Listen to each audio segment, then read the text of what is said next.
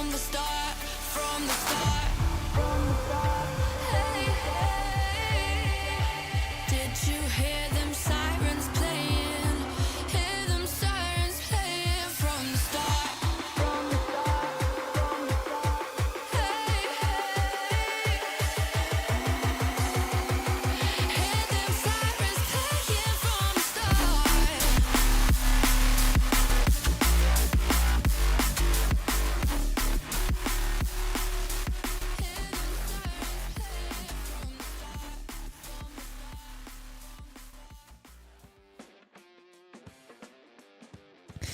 Hello everybody and welcome to another round of the Hybrid Simsport Road Series here tonight. It's the Miami round of the season, round 3 here at the Miami Autodrome. As you can see, next to the Hard Rock Stadium in Miami, we're using the full layout here of this racetrack, which in GT3 terms is just actually under 2 minutes. A long way round here, and it plays host to round 3 of our championship, the start of actually a double header of quite difficult and unusual circuits that we'll talk about, I'm sure. Myself, Ewan O'Leary, John Wright in the commentary, and also joined by Boone Blake here today for this round of the championship. Good evening, John, and good to be alongside. I mean, I can't help but feel this is reminding me a little bit of the round at St. Petersburg last week. I think it was the first round of last season. I'm hoping that it's a little bit less, maybe it's the season before, but hoping it's a bit less chaotic than that one, because that was a very busy race. There were multiple safety cars that really interrupted that race, I would say. Hopefully we don't have the same in that sense here today, but it does have the potential to be that sort of drama here today.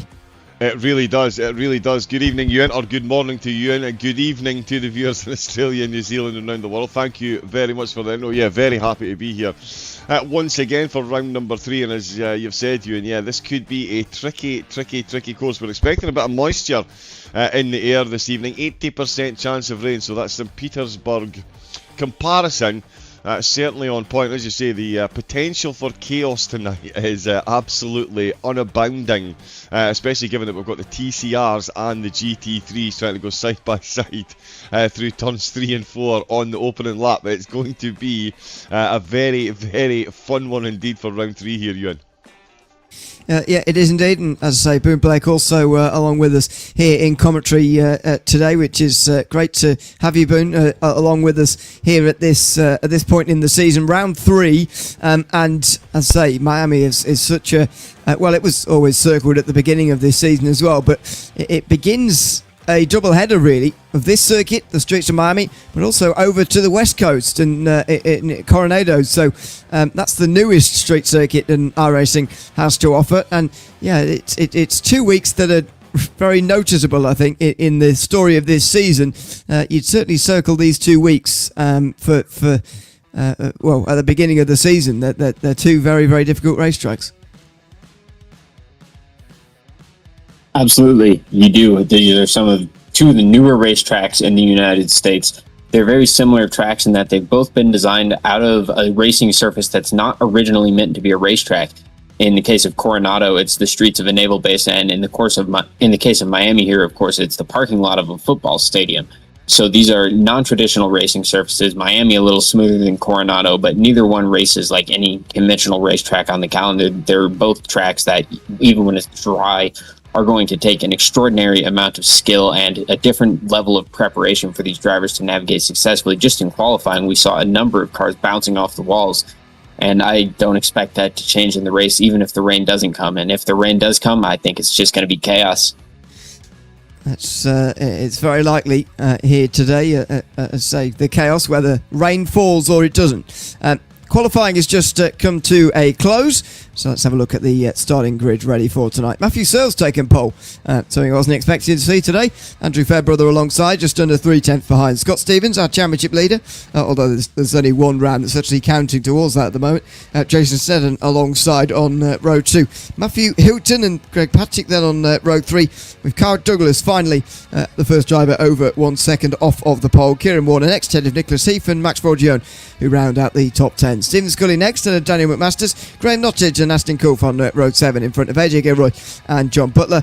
Chris Fitzgerald and Caleb Ramsey on row 9 in front of Matthew Horn and Ben Christian rounding out the top 20. Timothy Rodale Horn and Christian van der Merwe running off the rest of the field. Then Brody Daff, who didn't set a time down there as well. And actually, just in the last couple of minutes, I think Oscar Dobbins has got into the field actually as well. So we'll see whether he actually gets underway. Terry Viss has taken the TCR pole in front of Nicholas Crawford, Adam Cove, Rob Tilley, Patrick Robinson rounding out the top 30 overall. Lewis Pahadzic quite a way down, 6th place in TCR off the start here. Jordan Nelson, Zach Vlietstra, and then Zach Jensen is at the back. I believe he should be a TCR. Rather than in the red there of the GT3s, but we'll wait and see which kind of Audi he's actually in, because obviously he's in an Audi, and it could be either if indeed that's the case. So anyway, the drivers will just get themselves onto the grid now and get themselves ready for the race. Last week here, John, we had a 15-lap race at Le Mans, which was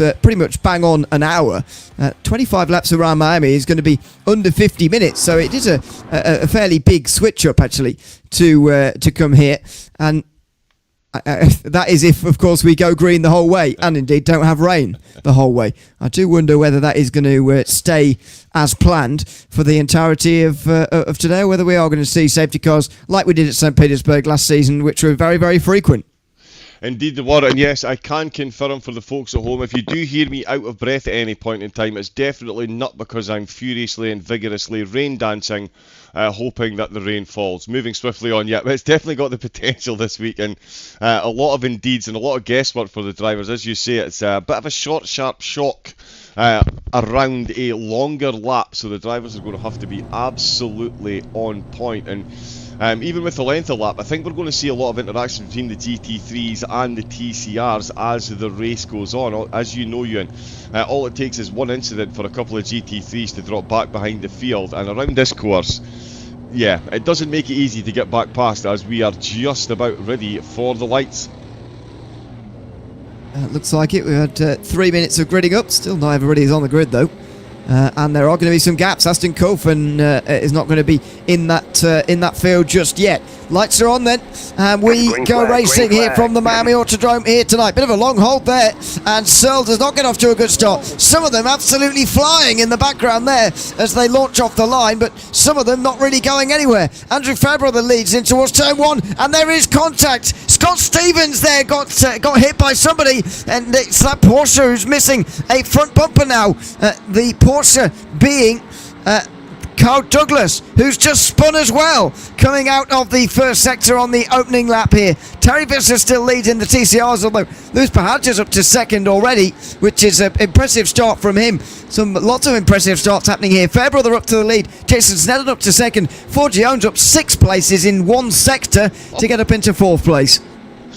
Max Flying Forgione. Does that man know how to win a race, or does that man know how to win a race? Taking 6 places in the opening exchanges. There's been so much chopping and changing, folks. There is the lay of the land at the moment. One driver in the field is still running where he started, and I can confirm that I have a lot of replays to make my way through. Ben Christian, Kyle Douglas, Scott Stevens, Matthew Searle, Daniel McMasters, John Butler, Caleb Ramsey, Dale Horn, Brody Daff, Lewis Pahadzic, all involved in incident. Oh, as we go nose to tail, there's a concertina effect, and that is Graham Nottage. Oh, Stevens. Yep, he's taking Stevens in the wall again. Well. On you go. He's already been hit by Carl Douglas into turn 1. Now he's gone off in a big way into the long looping right-hander at turn 12, and he's nearly hit by Dale Horn as well. As look at the traffic jam here. Horn again decks down the inside, doesn't want to get stuck behind somebody with so much damage, and he's put in the wall again. Stevens is having the worst first lap I can remember as he drops down again behind Dale Horn. He flashes the lights as if a message to everybody. What are you doing at the moment? He's down to 16th place already after just the opening, well, not even the opening lap of the race. And here at the end of the lap comes AJ Gilroy as well. Stevens might be wanting to stay on this side of the racetrack so he can actually come into pit lane, because otherwise he might get stuck out on the racetrack. That is if he's badly damaged enough that he needs to come into pit lane, and indeed he does. Sensible choice really, whether he's badly damaged or not. Just get in pit lane and get your pit stop done very early on. Indeed, yeah, get in, get out of the way. We know here at this league with the way the fuel works, you can take an early pit stop and still make it to the end of the race. Of course, the tyres It will be that little bit more worn out come to the end, but at least you're still in the hunt, which he absolutely still will be. Terry Vizzer leading the way in the TCRs. He's made up 5 places going past GT3 cars alone. In fact, 4 of those places have come from GT3 cars alone. He's now got Caleb Ramsey about to take one of those places back as he sends it down the inside. Oh, and he's lost the back end. The Mustang is gone. He's lost the back end. Terry Vizzer. His TCR light flashed before his eyes here as one of the GT3s went wayward. Nicholas Crawford almost picking himself up a free position, but further up the field, I think we should, Ewan, have a little look at Max Forgione. He's already made up 5 places. Heath has taken one back, but Forgione very quick in his Lambo at the moment, and he really is piling the pressure on Heath, while the pressure is being piled on him by Patrick Warner and Stephen Skilly, all close in attendance. Yeah, they're all beginning to form a train here for 4th position. See the trap up there, we'll see that very busy over the course of the day. You see a lot of groups really to begin with. And in the background, Chris Fitzgerald is also missing a front bumper, by the way. Another one of the Porsche's missing bodywork.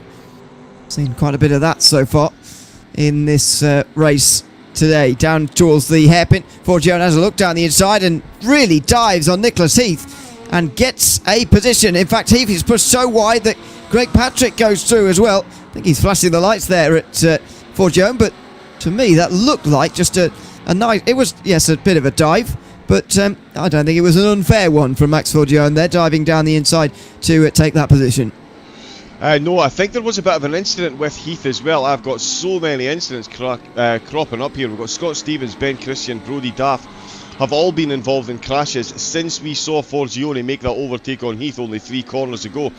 Heath did run himself a little bit wide, touched the wall. He tried to straighten himself up again, and that's when Forgione got past Heath, flashing the lights, not overly keen on the overtake. I'll tell you actually, let's have a quick look at a couple of the replays here, shall we? This one is Ben Christensen right off the start line.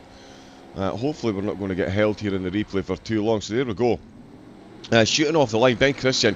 Yeah, a couple of the cars here getting very slow start. One of the cars merging in and out of the server, which is absolutely not what you need. But here we can see Christian around the outside, and he manages to hold it all the way here. Oh yeah, no, he's just touched another one in the car. Scott Stevens was involved in that. More Eskimo Tech replays coming our way. There's Stevens up at the front of the field, tries to go around the outside to get himself into singing, but a Porsche comes. Oh, big contact there, so it was the Porsche piling in to Stevens. Matthew Searle was involved as well. There was another one with Adam Kulf involved here as well. So many incidents to go through.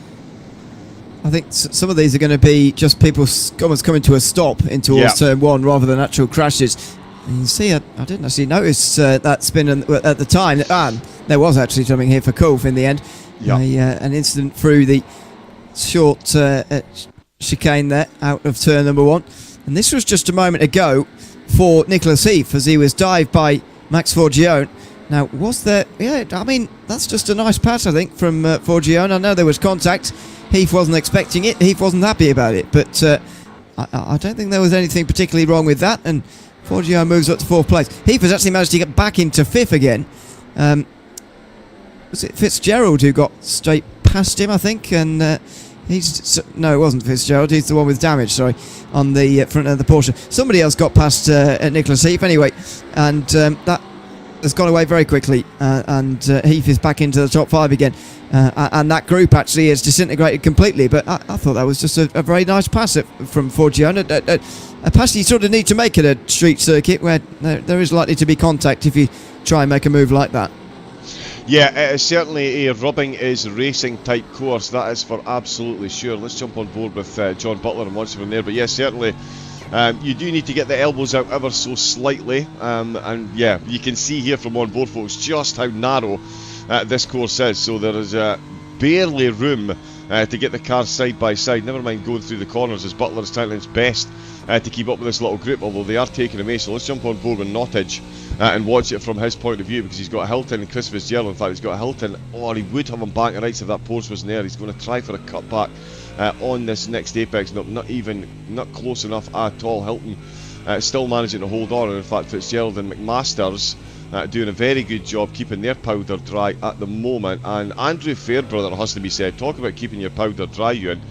He's a second and a half ahead of the rest of the field with everything going on. I mean, this almost looks like the pit lane that they've pulled into here. That's how narrow this section of the course is, but this is very close here. And in fact, Scully, I think we're going to jump up there and have a look at Scully and Warner, because yeah, they're the 2 cars ahead, and an overtake is in the offing here, and Scully holding on to position for now, but Warner certainly, he's just touched the wall there. He is looking very quick here indeed, you, and these 2 Mustangs nose to tail, and Warner looking for the move out the last corner. If they can, that can happen in towards turn 1 here. Not quite. It was actually making it very clear in the end that he wasn't making the move. It looked for a moment like he was beginning to be shaping one way so that he could dive down the inside and go the other. Boone Blake also with us in commentary here this afternoon for this round of the Harbour Simsport Road Series. Boone, what have you made of the first few laps of this race at Miami tonight? It's hardly unexpected, the drama that we've seen in the first few laps. Could you possibly get back to me in about 5 minutes, Ewan, once I've finished dealing with everything that's happened so far? Because I am significantly behind. Sure, no problem at all. I can imagine, to be honest, based on what we've seen so far. So we'll get back to that in a couple of moments. Here's another race going to take replay. Kyle Douglas has been involved in some of these replays so far. His front bumper gone on this Porsche already, and a bit more contact through the final corner. Actually, could have turned left and below that BMW in front. I think it's Ben Christian, who has actually now got past just after that replay there, but nevertheless has cost himself a bit of time there. Chris Fitzgerald is very much being, and here's the pass, been shuffled back because of the damage there, and actually Ben Christian just gets out the way for Douglas there. Not sure why Douglas hasn't come in yet, to be honest with you, when he's got the front end damage. It's clearly costing him. Down to 17th, and he's down 10 places on where he qualified. Don't know why he didn't take the Scott Stevens route and just come into pit lane and getting some clean airs. Now that Scott Stevens is through on all the TCRs, there's absolutely nobody around him to interrupt him, and he can try and put in some laps to do a bit of an undercut on everybody else. Indeed, yeah, you know what, I cannot for the life of me. I've seen this clip so many times recently. Formula 1 driver clips his front wing and the car's actually going faster. His British race engineer actually says to him, I think we've fixed the aerodynamics. So, yes. I cannot remember for the life of me which driver that was. I remember the engineer, but yeah, he might be in the same boat as that, Ewan, with no front end.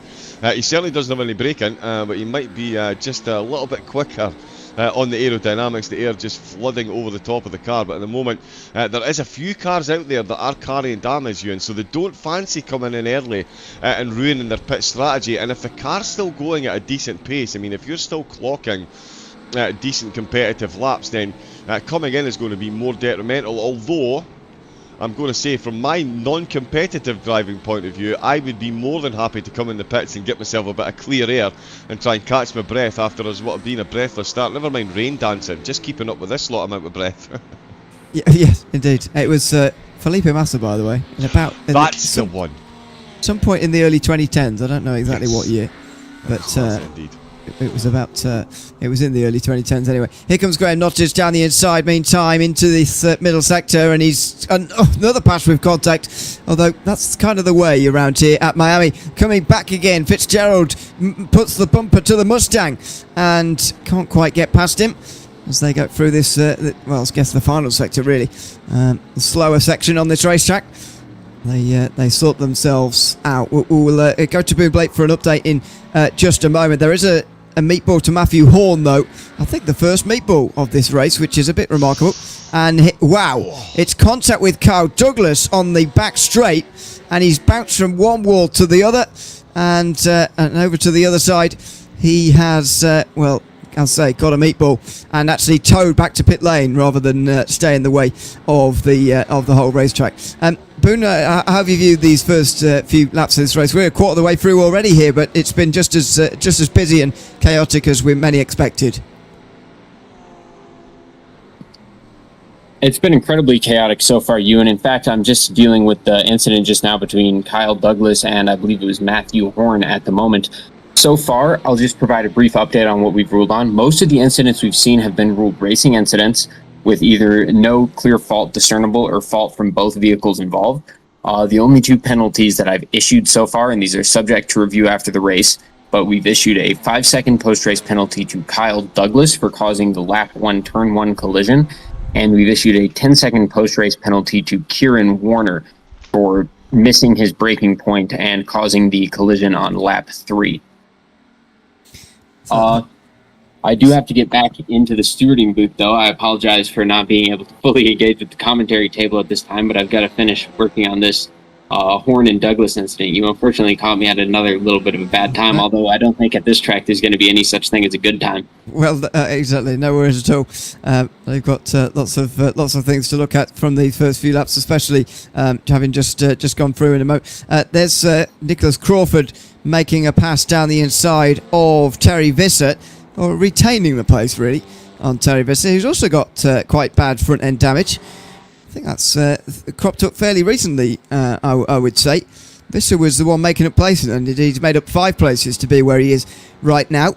But he's clearly had some damage along the way, so interesting to know where that has come from. But it does seem to be affecting him quite badly here, and Crawford's able to get past him and get away from Terry Visser now because of this damage. Yeah, I can't see anything registered for him, so I think it was just an innocuous touch on the back of one of the GT3s that we actually saw earlier, and the bumper, or the whole front end, has managed to make its way loose and leave Visser, well, yeah, it's left Visser's car, and it's left him very much open to being overtaken. Patrick Robinson is now very much closing in on that, on him, so another podium position could be lost here. Although getting into the pits and getting that fix will give him a very productive second half of the race. Lewis Buhagiar was getting a mention in the chat. We're asking if he's washed because he's not already made his way through the TCR field. I think that speaks volumes for how good Lewis actually is. When we are surprised he hasn't gone past every single TCR and a few of the GT3s only 8 laps in, but he is involved in quite the battle here with Zach Vliestra, and he's got Zach Jensen behind him, who is still showing, despite my best efforts, as a GT3, so it will be hammer time on the PC when we finish. Never mind Lewis Hamilton, we'll be going full rain dance on it. But yeah, Jensen, Buhagiar and Vliestra, all very close here, but Buhagiar, don't think he's quite washed, but around this course, the TCRs, yeah, having a whole lot of fun, and Buhagiar seemingly out of sorts here, Ewan. This is not the type of drive we're used to from him. Well, he moved up to second pretty much immediately on lap 1, so I was thinking, well, here we go. This is normal service resumed. But no, afterwards it has been a bit more difficult for him. And now he's got Zach Jensen behind us. You can see also in an Audi TCR. Timothy Rowe makes an overall pass there as well in the Mustang. Jensen goes down the inside, and Lewis Buhagiar has lost another place here. So this is quite remarkable, and something you do not see very often. This is lap 1 from him. How did he, well, I mean, he started quite far up towards the front, but there's contact in towards turn number 1 in any case, and there he's moving up into second position. But yeah, I mean, this is not Lewis Buhagiar, as you say, as we're used to seeing him, really. So dominant as normal in the championship. By the way, after only 2 weeks with 1 drop week applied, he is the championship leader. But there's the contact through turn 12 that sent him down the order, and he's not really recovered from it. Yeah, no, he really hasn't. Yeah, a bit of net code there. It looked like there was about 3.5 feet between the 2 cars as they made contact there. Buhagiar got his back end sent out, and yeah, we know that the TCRs do like sending the back end out as they're going around the corners, but not quite in that fashion. They do need it to be a little bit more controlled if they are going to survive. So yeah, Buhagiar carrying a bit of damage and really is dropping off the pace of the TCR. So we'll see again if he can come in and get that car repaired and find any pace in what will be the second half of the race to him. We've jumped up further up the field. Matthew Searle, who started up on pole position, is now fighting for 6th place. He's got Matthew Hilton and Daniel McMasters very close in behind him. Chris Fitzgerald picking up a slowdown further through the field, and Hilton has gone past Searle, so Searle I think still carrying a bit of damage. Nope, he comes right back at him. This is a fascinating little 3-way battle we've got here in McMasters. That's almost a slowdown. That was very close, and a lot of wheels off track there, Ewan. Well, yeah, indeed, and the way he was rejoining, the way it was, Matthew Searle was in the firing line there. There was no contact though in the end, and Searle's back up to 6th place again. The pole sitter from tonight, Matthew Searle. Something I wasn't expecting to see, to be honest, but there you are. He's back up to 6th again now. Matthew Hilton right in behind in the slipstream here, and going to be looking at a move down in towards the hairpin. Oh, and that's quite a late defence there from Searle. Just as Hilton was going to pull to the left-hand side, so did Searle, who brakes quite late on the inside. And when you hold that inside here at the hairpin, you're probably going to stay in front. McMasters just gives a bit of a nudge to the Mustang, and they can all continue on their way as they start lap 10 at the front. So they're rattling off this race very, very quickly compared to last week, certainly at Le Mans, where the race was just about an hour in length. This one going to be under 50 minutes at the current rate they are going, which is a very, very fast rate, I think it's fair to say. Here comes Hilton now, taking a different line through the S's after turn 1, and really putting the pressure on Matthew Searle, moves to the outside in time for the next S's, but he can't make his way through there. This is the biggest group on the racetrack here for 6th place. It is indeed, yep. We've got Searle leading the way with Hilton, McMasters and Nottage very close in behind. I want to tell you what, Hilton trying to take an inside line there, because he really is caught between a rock and a hard place, or caught between a Searle and a McMasters place here. This is a difficult one for him, because he's trying to get the move done while trying to fend off Daniel McMasters, and as any commentator worth his salt knows and will have said multiple times, it's the third driver in the equation that is often the best position, although Graham Nottage, the 4th driver, he's looking to go side by side. Let's get some external cameras here and see this one. They're going to go in nose arc formation. Oh, almost Searle backing right out of there, but Nottage and McMasters absolutely door to door. McMasters managing to just about hold on to the position for the moment, but Graham Nottage is looking very quick indeed. He's had some good races so far this season. I know we're only in the 3rd, but he's had some good performances so far, and he's looking to back it up with another absolutely solid top 10. These drivers all right on top of one another. There is, if I could just catch my breath for a moment, Patrick Robinson in the TCRs. We could potentially see a change in the TCR podium, because he is very much closing in on everyone's favourite video maker. All hail Rob Tilley, maker of the greatest intro videos in sim racing history. He finds himself on the podium. Could we get him in here for another interview? The fans would go absolutely wild if he did. Terry Visser is tumbling down the order as well. He started the race so well, got himself involved in a couple of incidents. He's got no front nose on that TCR, and he's now back in 6th, and we've got an update from Boone. He went wide. I'm sorry to interrupt, but Terry went wide. He missed his braking point in one of the corners. He had to do a full Austin Powers turnaround, and he just lost mountains of time. The car seems like it's okay. He was missing that front bumper at the time he missed the corner, but just a massive loss of time for Terry Visser, and one that's going to be difficult for him to come back from at this stage of the race, because as I'm watching him live now, he continues to run wide. It seems like Terry's just really struggling with the balance of this car around this track, as so many of the TCR drivers are. Not a friendly track for these front-wheel drive cars. Oh, Matthew Searle, wow, off the racetrack and very nearly straight back on in front of Graham Nottage there, who nearly hit him as he was rejoining. Looks like, again, we're talking about the balance for the TCRs, and that is true for the front-wheel drive cars, but also it's not easy on the GT3s either, especially through this long left-hander at, what are they calling this, turns 7 and 8, I guess. It's hard really to know. But losing the back end, and as I say, rejoining nearly right in front of Graham. Again, this is why you might be wondering why Matthew Searle is down here, despite the fact he was the pole sitter, and he is clearly quicker than these guys. It's these mistakes that have been creeping in, these car balance problems, especially on that Corvette, that have been creeping in there, that just show that that pace is very different to consistency over the course of a race, and it's that consistency that Matthew Searle doesn't seem to quite have at the moment.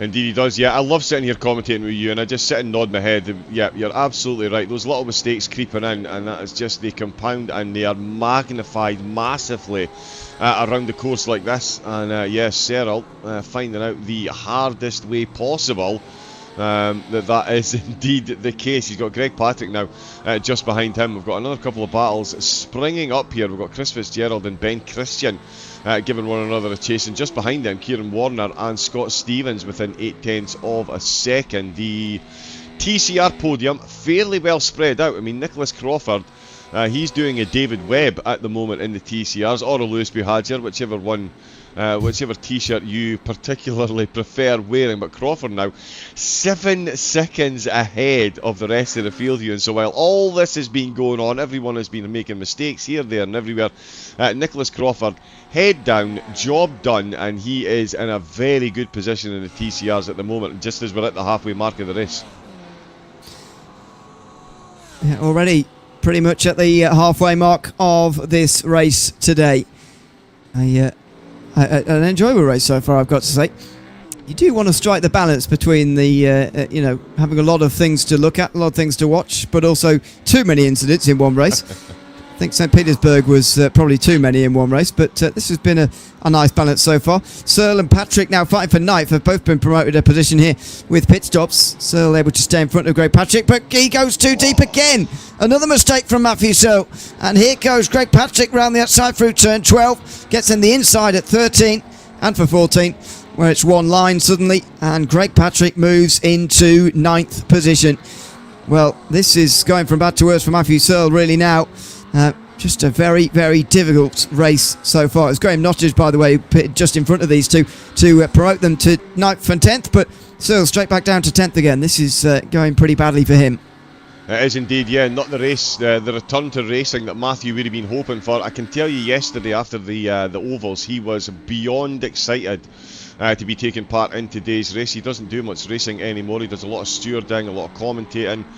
So yeah, I was very excited to hear that he was going to get behind the wheel, a track that he loves. Unfortunately, it would appear Miami doesn't love him back quite as much as he is a fan of that. And yeah, a couple of mistakes, and he finds himself down in 10th position. He's got a TCR of Zach Vliestra just ahead of him. I can confirm that Lewis Behager has come into the pits as well. So Behager has been into the pits. Chris Fitzgerald, Graham Nottage, Kieran Warner, Kyle Douglas, Aston Kulf and Scott Stevens have all also been in. Terry Visser, Patrick Robinson, Christelle van der Muur, she's been in as well. Jordan Nelson's been in the pits, and Brodie Daft down at the back of the field has also been in. So we're starting to see the pit stops coming in thick and fast throughout the field. Nothing doing up at the front though. He's barely been mentioned in the opening 13 laps, and yet he's been completely flawless so far, Ewan, and that is one Andrew Fairbrother. We'll mention him again now. He's got a 5-second gap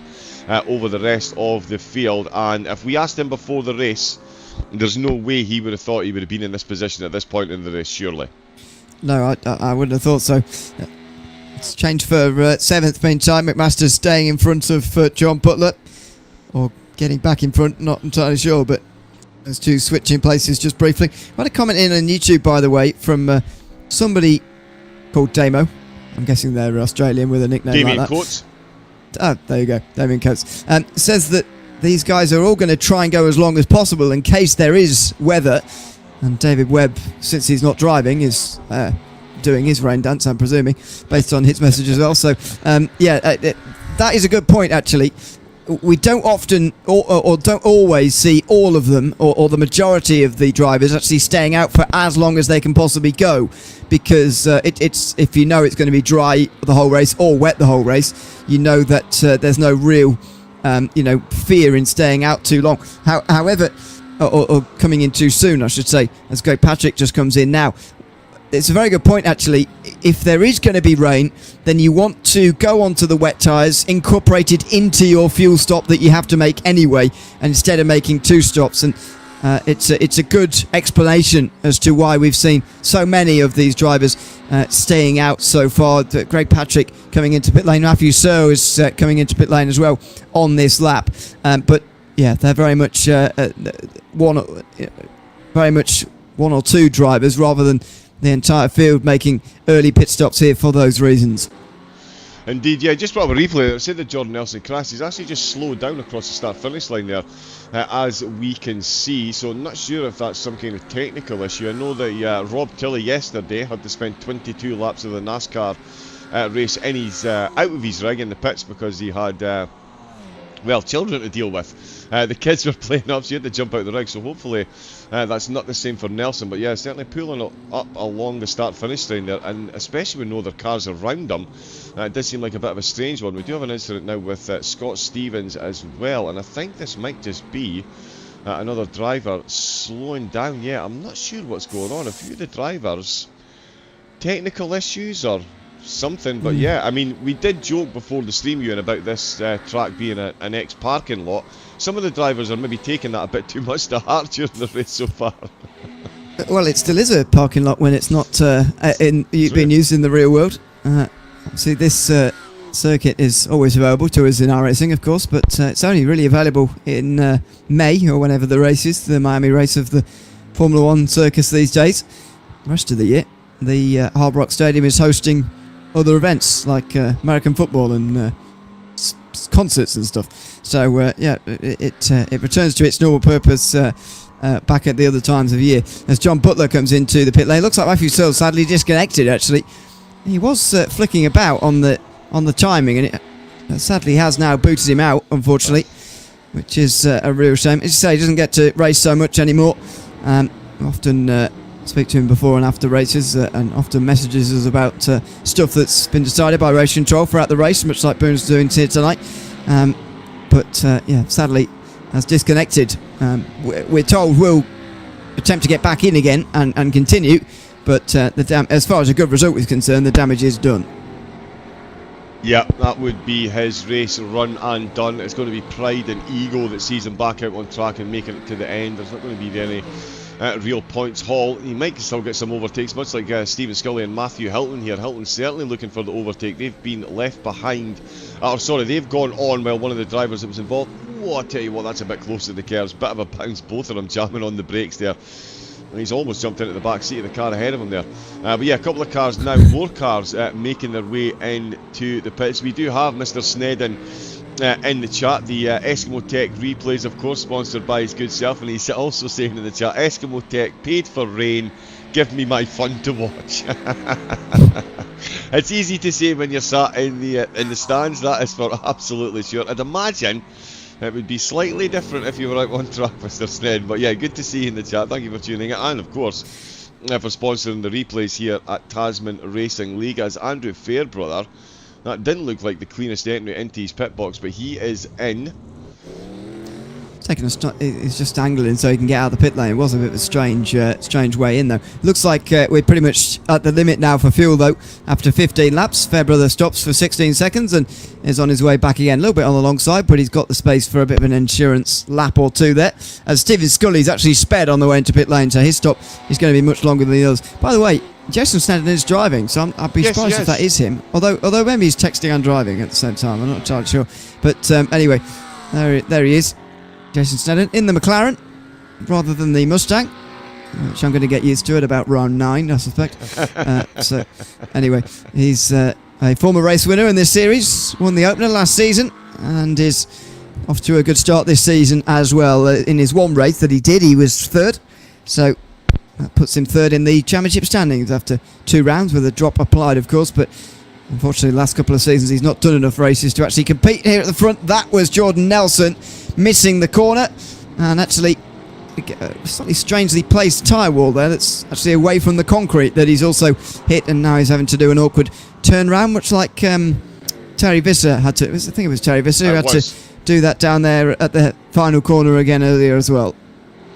He did indeed. Yep, we've got more of the TCRs coming in as well. Nicholas Crawford has been in. Rob Tilley has been in as well. Zach Vliestra just coming into the pits now. In fact, he is stationary in his box, so we'll see if the rest of the field can indeed keep up. But Andrew Fairbrother, he has been in and out of the pits very, very, very quickly indeed. He started in second. He has been in first for the vast majority of this race, and he successfully manages to get in and out of the pits and back out in the lead. We would give him more camera time, but we've got more potential overtakes. Zach Vliestra just going past Zach Jensen further down the field, and McMaster's still involved in battles, but this time is with John Butler, who is freshly out of the pits himself. So these two will be, well, everyone's going to be running to the end. They certainly hope no more trips into the pits, certainly for damage, and Butler and McMaster, the closest two that we've got on screen. But the 6th position, Ewan, so far this race,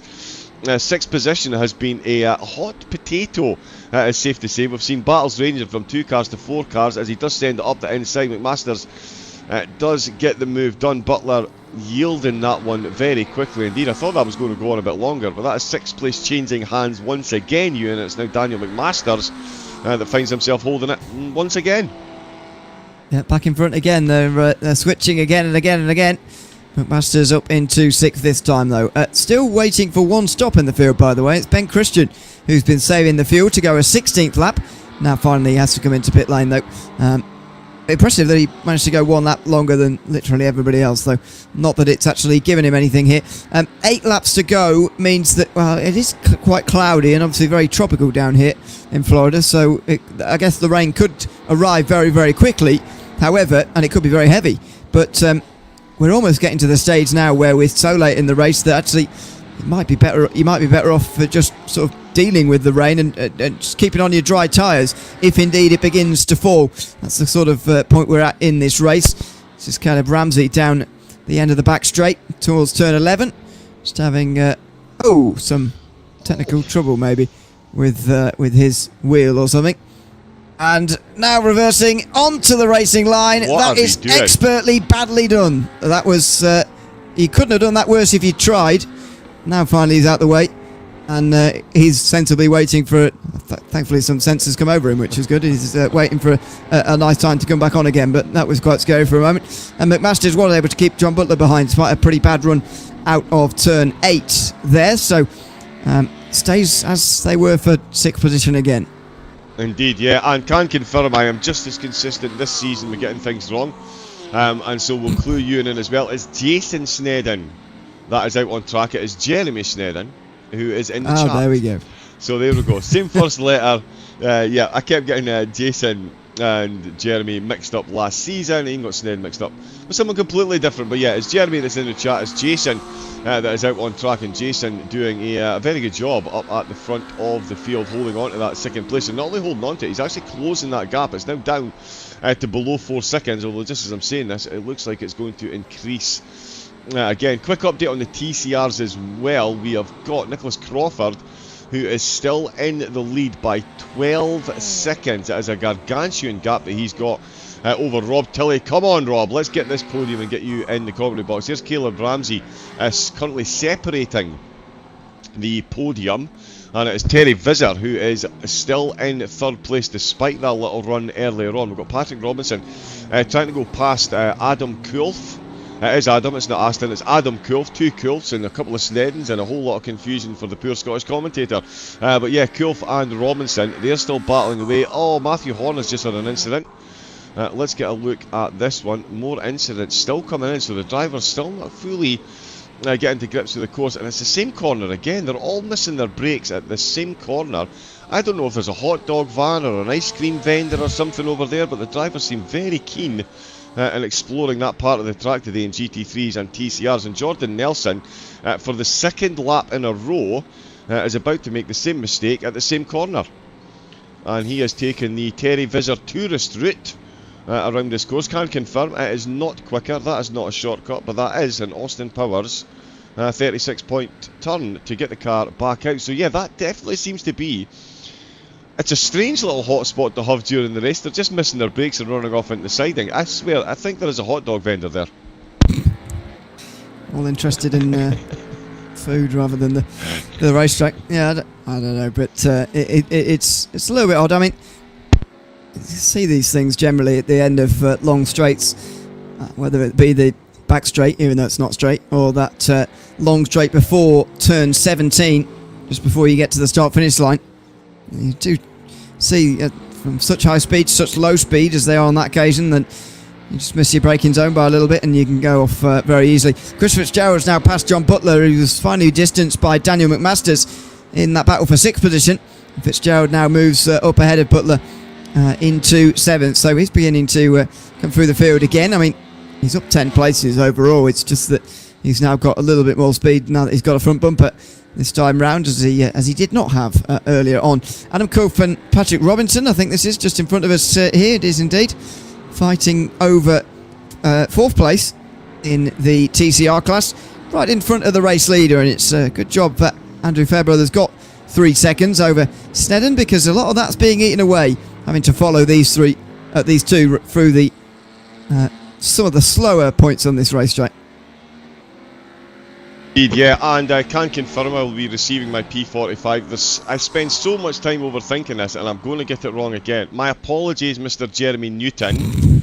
It is Jeremy Newton, who is a wizard that needs a beard. Jason Snedden also has a beard-related name in YouTube, but yes, it is. Jeremy Newton, who is the Eskimo Tech sponsor of the series. Jason Snedden is a racer with a beard in his name, and Jason Snedden is out on track. So yes, P45 in the post for myself. It's been a pleasure, Ewan. I'll probably not see you again next week. I mean, yeah, but baffling. I mean, it's the J's and the S's. It's just the Jeremys and the Jasons, and it's just, I might be too old for this.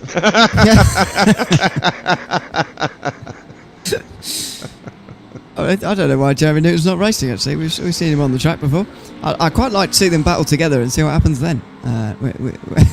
Yes. But anyway, that's not happening tonight. Anyway, here's Greg Patrick on the back of Graham Nottage. I'm sure Patrick will be the one who's trying to make moves here. He's one of those who stopped early slightly early, but only by a couple of laps, but only by one lap earlier than Graham Nottage. But even so, took that little bit of a gamble. In the end, since it hasn't rained, it's not turned out to be such a gamble as Dale Horn gets through on AJ Gilroy, who nearly spins there, trying to do a bit of an undercut.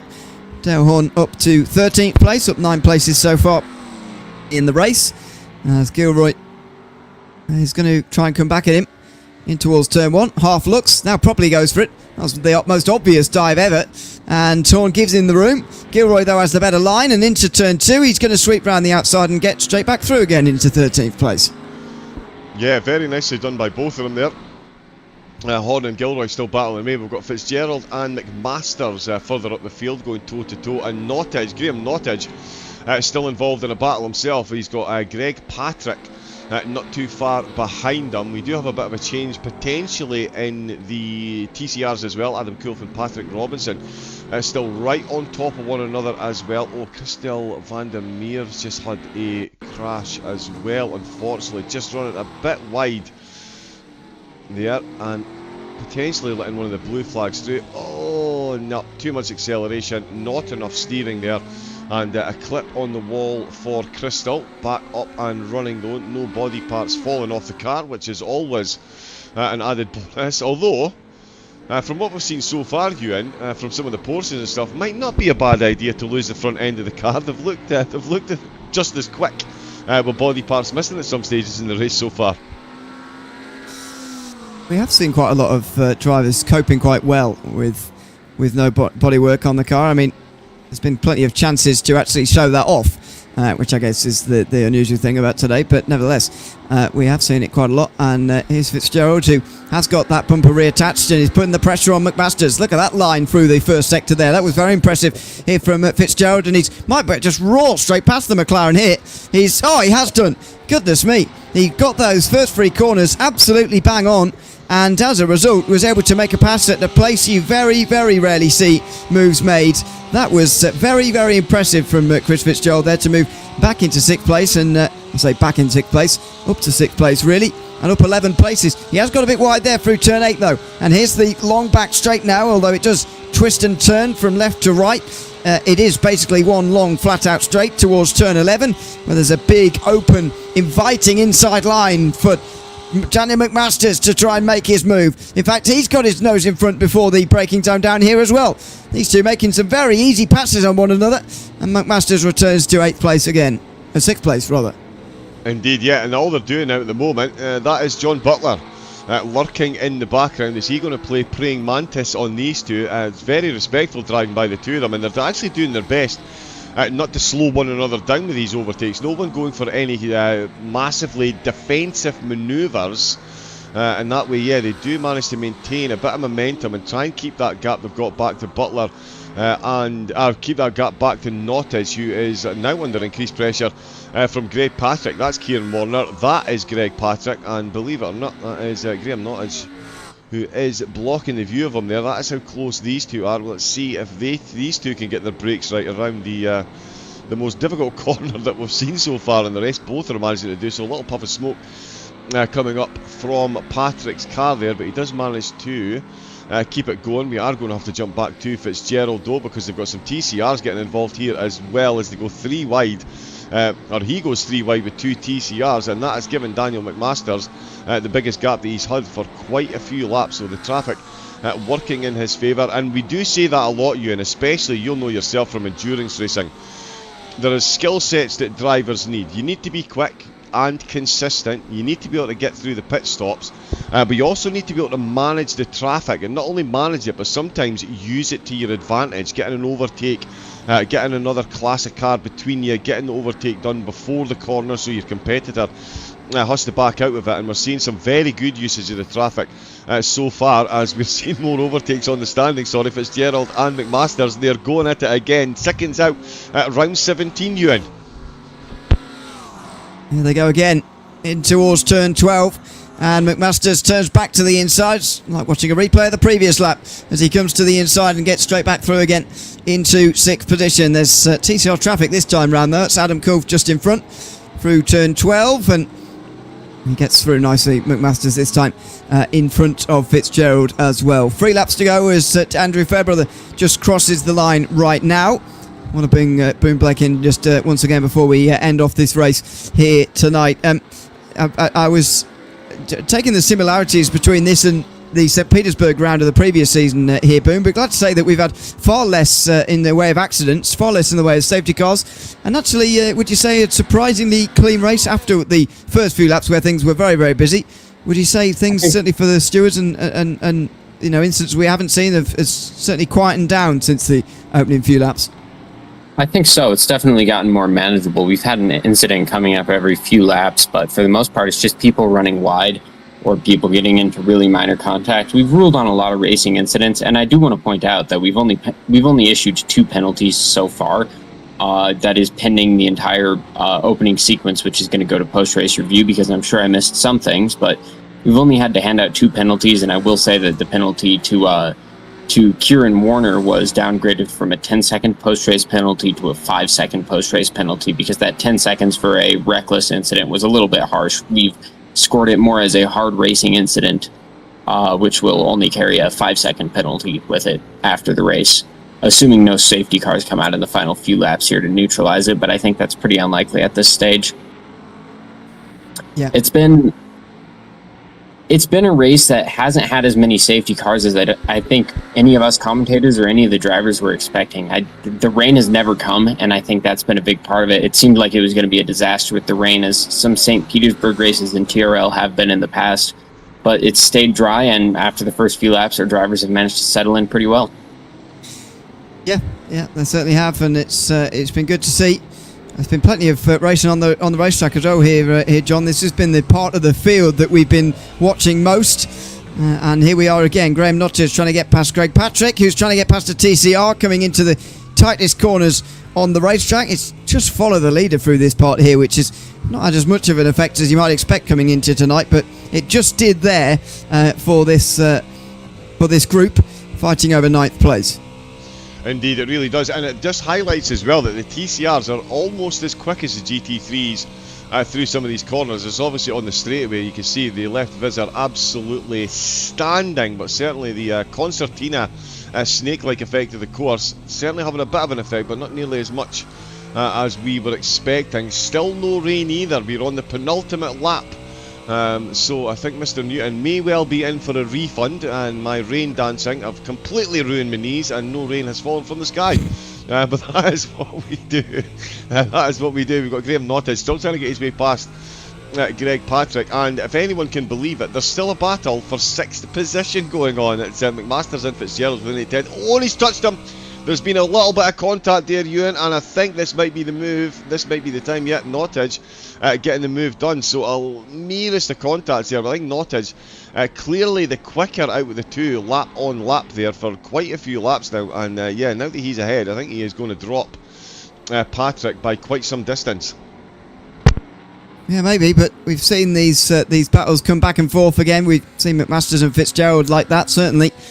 Let's see if this one is the same. And speaking of Masters and Fitzgerald, here they are as Fairbrother makes his way down towards the final turn to start the final lap of this race. These guys still have about a lap and a half to go since they're a little bit further down in towards the braking zone. There's Lewis Bahaja just in front of us. Not a good night for him, surprisingly. He's down in 31st overall. He's one of the last running drivers in this race. In fact, he is the last running driver. Jordan Nelson and Brady Daff are out behind him, but nevertheless, not a good race for him as Andrew Fairbrother takes the white flag, and he has one lap to go here at Miami. Indeed, yeah, and what a race it's been for him. You can tell it's been a good race because he's hardly been on screen. There's been so much going on around him, and he has just got the head down, and he has masterfully managed the gap up at the front. It's dropping now down to 3 seconds, but that is absolutely nothing that is going to slow him down and stop him taking the checkered flag. We might not quite see him take the checkered flag because the driver's further down the field, hell bent on getting some last positions, and can't say I blame them. Every single point will count with it being a fixed points this season. Oh, Stephen Scully and Matthew Horn have just crashed.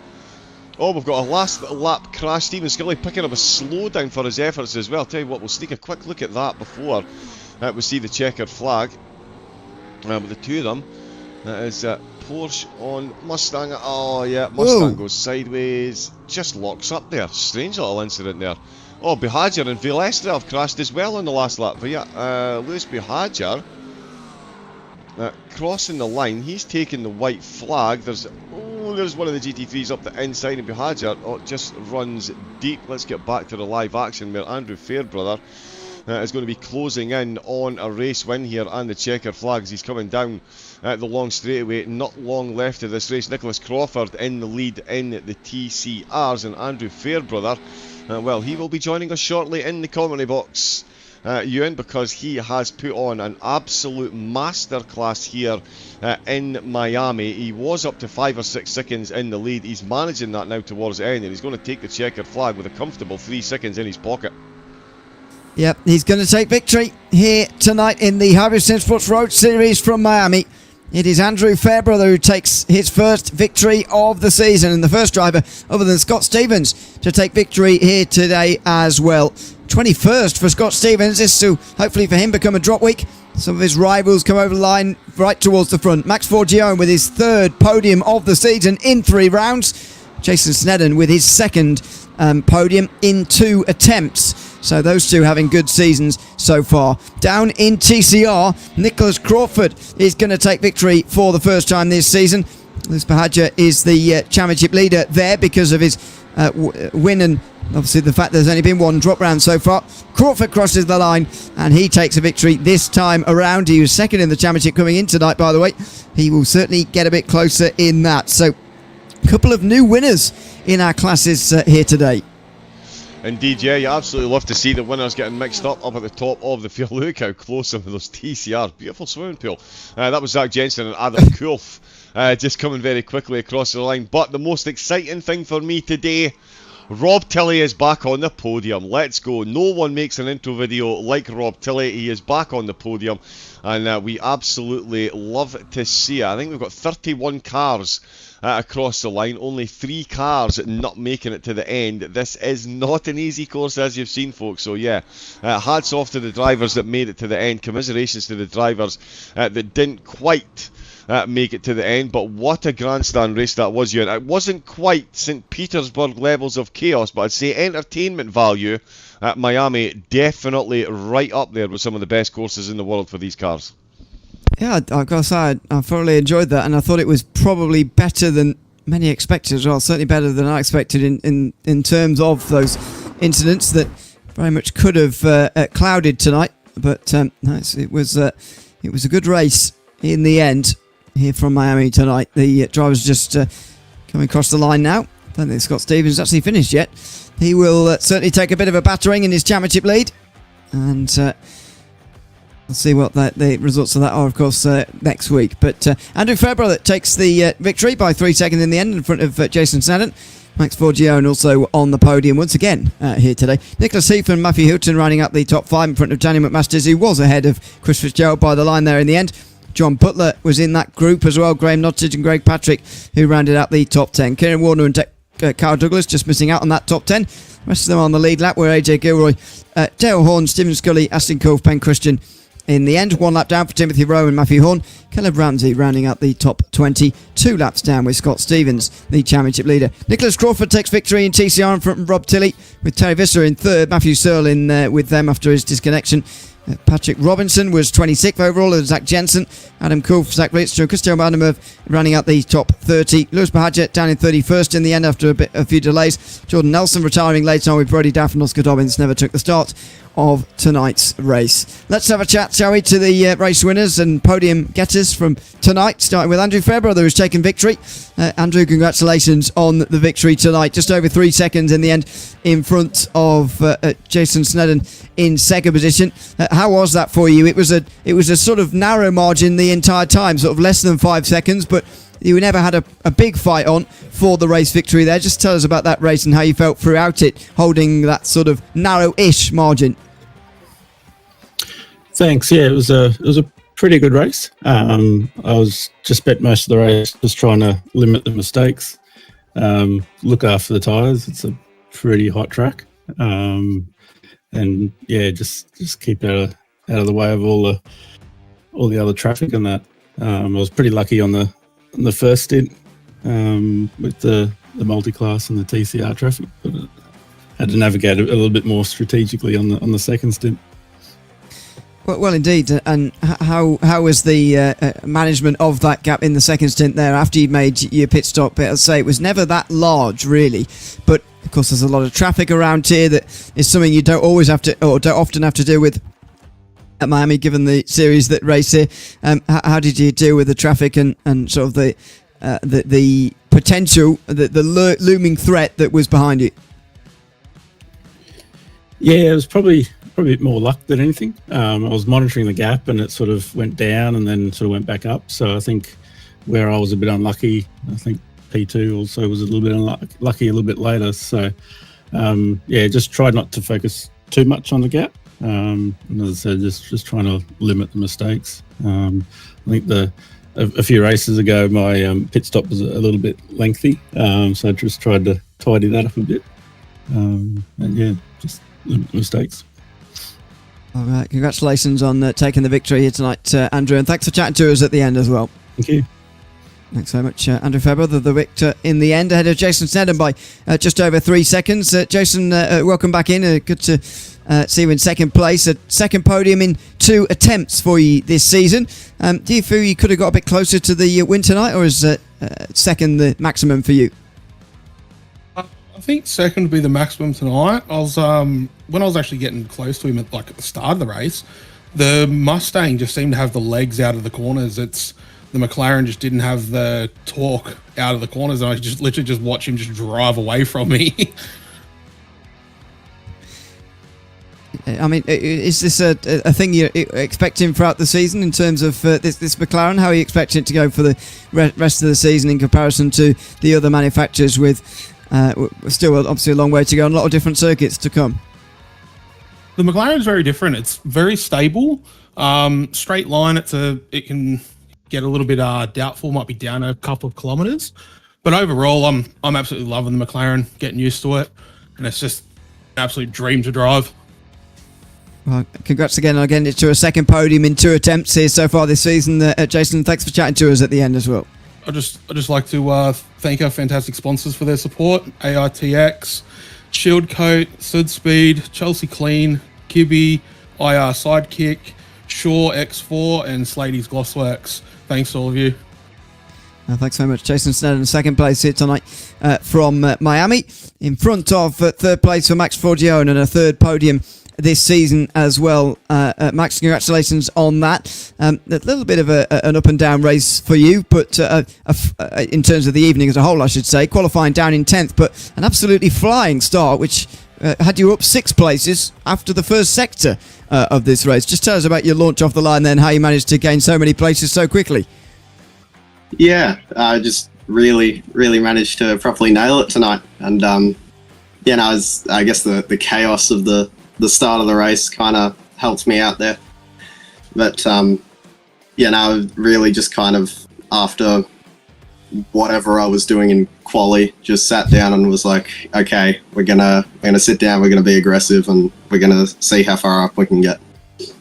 Well, you managed to do that very, very quickly indeed, and it gets you another podium here this season. Have you almost surprised yourself with this first 3 rounds now? You've got the best run of podiums of anybody now, and perhaps in terms of average finishing position, sorry, maybe it doesn't translate to points, obviously, but in terms of average finishing position, you maybe have the best out the first 3 rounds, even ahead of Scott Stevens now, since he finished down in 21st here today. Have you almost surprised yourself with 3 podiums in 3 races to begin this season? I don't know about surprise, but definitely quite happy and proud about it. Going into this season, I was quite confident in my ability to get some better numbers, and just really want to see if we can fight for that championship. But ain't over till it's over. No, indeed. Well, congratulations on that start to the season. It's complete with 3rd place here tonight, and thanks for chatting to us at the end as well. Cheers, Ewan. Thanks very much. Max Forgian, that's the completion of the GT3 podium here tonight. Down to TCR now, where Nicholas Crawford has taken victory in tonight's race at Miami. Congratulations, Nicholas, on the race as well. I didn't see loads of the TCRs actually here today. It seemed to all happen a little bit at the start, but how was your race overall? All over the shop. Started second, was 6th by the first corner, then I was back to 2nd by the end of the first lap, and then I was back to 4th on the 2nd lap because I came around the corner and a GT3 was parked against a wall and I had to go around him. So all over the shop to start, but then it settled down a bit and it just started to put in some lap times and just focus on my driving mainly. In terms of, focusing on your driving obviously is is obviously important, but I do wonder about, especially for the TCRs, the effect of everybody else on the racetrack, perhaps more so in the GT3s, because of at circuits like this. I mean, we're at the beginning of or halfway now in a double header of street circuits. This week Miami, next week Coronado, on the other side of America. I mean, it's races that can very much be affected by other drivers, other GT3s especially, as you just mentioned there in your race here tonight. Is that something you spend much time thinking about before the race, or is it a case of putting that to the back of your mind, since there's not much you can do about it anyway? I think the key is just try to be predictable. I will say the GT3s, well, from my experience, I don't know how everyone else went, but from my experience, were really respectful today, especially through that second sector, those back-to-back-to-back S's and chicanes. There's no room for anyone to go anywhere. And the GT3s understood that, which was great, because you didn't have people diving down in a too-wide situation there. But overall, I think they were pretty good. I had a few scares, but yeah, just got to take it as it comes, focus on your driving, and just try to be predictable, I suppose, is the thing I'd focus on, because all I can do is drive my car at the end of the day. So I just try to be predictable and make it obvious where I am for the GT3s. Well, congratulations on navigating all that here tonight and taking the victory in TCR, and thanks for chatting to us at the end as well. Thank you. I'd like to shout out Rob Tilley for making my car design too. It looks great. Thanks, mate. We'll chat to Rob Tilley next. Second place here tonight. Nicholas Crawford, who wins in TCR. And Rob Tilley in second. And congratulations, Rob, on the second place in the end. Tell us how what race was for you there. Nicholas saying that the GT3s were very respectful and didn't take too much of an effect on his race. How was it for you? It sounds pretty similar, to be honest. It was pretty wild at the start and then sort of settled down, and I just got stuck into keeping the car on the track and steadily chipping away. Well, indeed. Coming into tonight, you were tied 4th in the championship, i.e. your best position of the season was 4th, and this has gone better than that. How have you sort of seen for yourself how the first few rounds have gone of this new season for you? Well, I actually got a whole new set of gear between rounds 1 and 2. That's why round 2 was a bit of a mare for me. So last night I did about 80 laps in the oval tracks to get used to the brake, and it seems to have worked.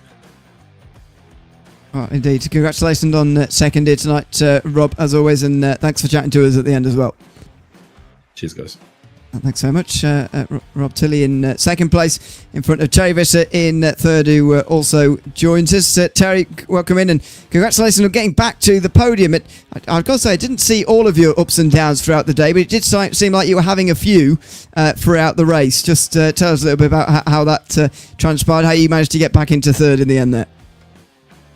Look, I got a bit of wheel damage at the start on that first corner incident, and then I had to just live with that. It was really destroying my tyres, and then, like I think you all would have seen if you were watching what was going on, I spilt the coffee in the Civic, so I had to stop and clean that up at the end of the Miami sign there. And actually what happened there was we were going to come into the pits, and I had wet tyres checked. I was like, well, I don't need those.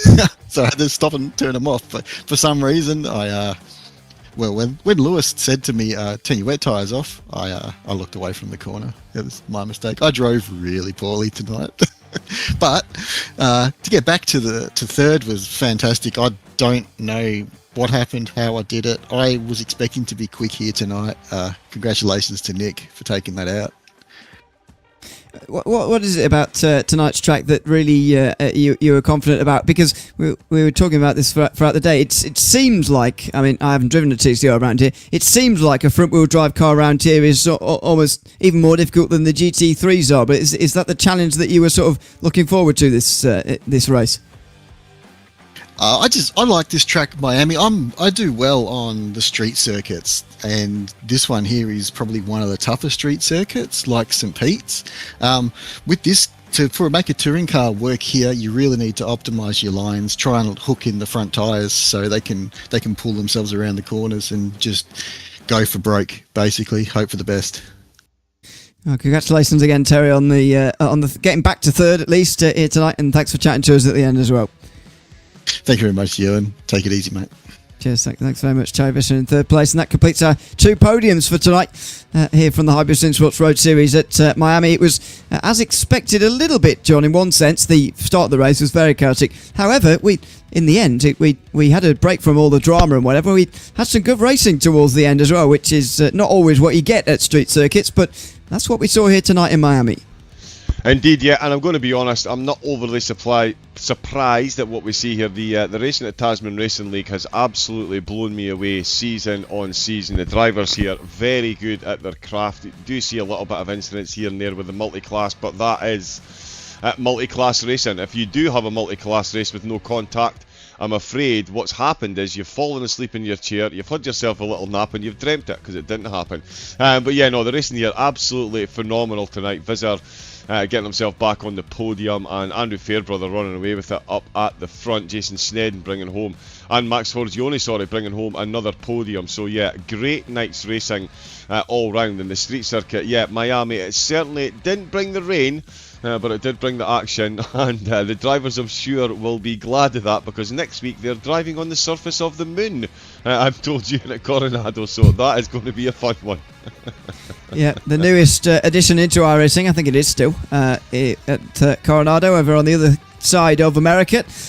We'll be live same time, same place, of course, with that. Another 25-lap race, another street circuit-ish, on a military base, indeed, at that circuit. So a learning curve for absolutely everybody once again coming into next week, that's for sure. Hope you'll join us same time, same place here on TrackSpotTV for that one. This has been the Hybrid Simsports Road Series here at the Tasman Racing League. I've been Ewan O'Leary alongside John Wright and Boone Blake in commentary here tonight. And until we see you in Coronado in 1 week's time, it's goodbye for now.